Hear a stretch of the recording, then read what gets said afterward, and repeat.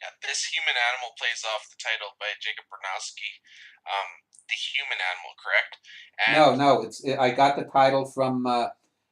title from This Sporting Life, the film that I mentioned. oh, So This Sporting Life, and I thought, okay, human beings, this because that all those stories are about human beings coming to deal with things that humans don't like to deal. So looking at humans from a more scientific perspective, that's why I got it. So it came from This Sporting Life, the Lindsay Anderson film, not Bronowski. this is the first instance of total immersion, as you noted. Uh, I think I'm not sure if that tale is the best tale in the whole of the manuscript. There's, I think, some better ones. Which one? The Than, TVG 9000? yes, I Well, think that's one. That's a you great can tale, argue but I that there think are lots of great stories in there, but that's by far the most important story yes. in terms of developmentally. I've noticed though that reading Norwegian, reading Bichetti, the conversations, as you've said before, they'll be talking about something and not even realize they're talking about something deeper, whereas these ones aren't as seamless as in that way. Maybe TPG 9000 is, but some of the other short stories still have dialogue in which it's much more consciously poetic, whereas, as you've noted before, it's de-poeticized in the later novels. Yeah, I mean, there are some times that can work. I'm not against. I'm not saying that every conversation that I ever write in any work henceforth is going to uh, be in the more immersive technique, but there will probably there will probably be a bit more conscious poeticisms in the Gorgeous George book when the wife is just describing things from her point of view, whereas Gorgeous George will be more immersive in his conversations, so that there'll be a Yes, tension between the two.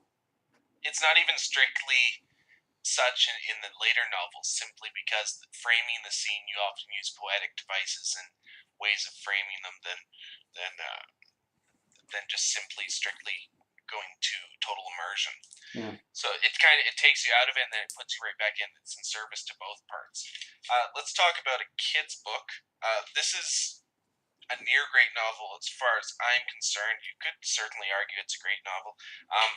You mentioned a good analogy where it was kind of Tom Sawyer to Huckleberry Finn of your other works. I find it has the whole dream trope is a little expected, but it is metaphysical and it is different kind of kids books than I've ever read. Even though it takes the form of Pinocchio, it has a completely different way of using it, and it does get into the character of not just the individual cats, but also the metaphysical sides with Henry Matsumi and his friend. What is his name? Colby something. Yeah, Kabi Caputo. Kabi Kaboto. Yeah. All right. So talk a Well, little bit about a kid's book, and the I know it was the written for reason that I Apollo. had to do the dream thing was because, despite some of the wacky stuff, the Schneider fictive universe, there's no magic.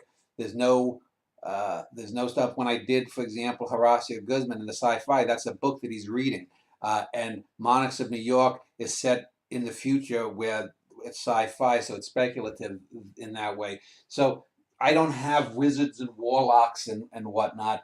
This isn't whatchamacall. This isn't uh, Game of Thrones or The Hobbit. This is there's no magic that happens. So I had to explain why even in this children's book, cats can speak, and the only way to do that is by making this be a book that's written within that thing by Henry Matsumi, and Henry Matsumi too is going to do that. And even though it goes there because it's a children's book, I can get away with that because you don't you there has to be a certain sort of like in old films the way they open up a children's book. And now I'm going to tell you a story. I wasn't going to do Once Upon a Time to open the book, but I wanted to have something familiar. But in the end, we get that sort of lifting off of the the passing of time, the deaths of the cats, and how much they mean to the characters, and we get at the end we we get an explanation for why the that Oscar was dreaming. And a cat can't ratiocinate, and so most of this is Henry Matsumi's ideas of Oscar the cat dreaming. And so a cat, you can't. I couldn't have the same kind of depth that I have, say, between the spy and the philosopher that I have in this spy book that I'm doing.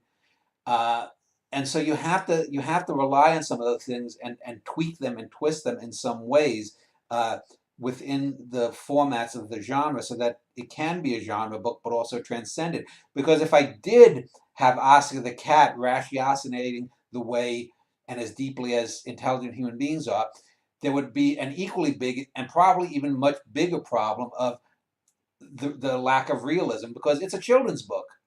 And so you have to I would not have done anything like that. There will be no people waking up from a dream in any short stories unless I come up with some valid reason for it, uh, or ending books like that in any other thing. But because it's a children's book, that gives you sort of the license to try to play around with and rehabilitate something. And I think it does do that because there is a genuine emotion that's evoked by having gone through Oscar's travails with him.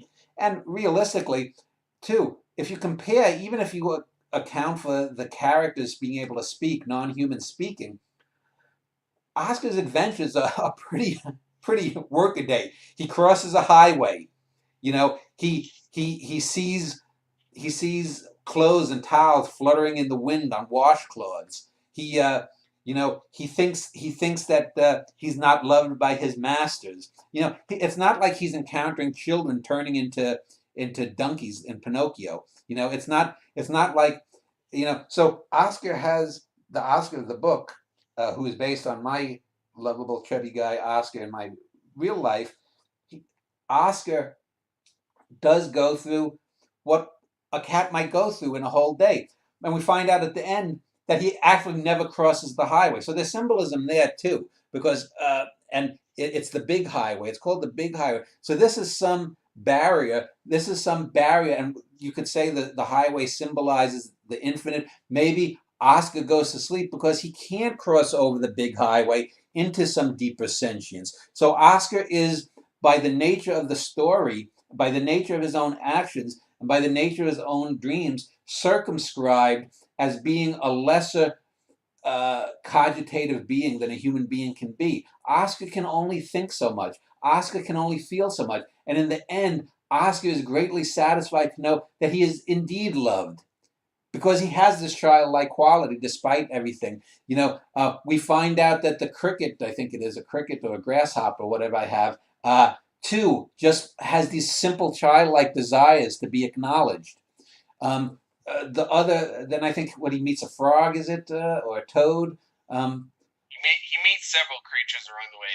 Some are a little more deceptive to Oscar's putty mind. yeah, but so that's the reason you can't have in a children's book some Dostoevskian angst and drama. You have to frame it in childlike ways. And waking up from a dream, the dream world is what the children do. But if you compare it to other things it's only a dream, whatever works, whether it's a movie or a book or a poem or something, I would put this in the top rank of it's just a dream endings. Mm-hmm. You've made some good arguments for it.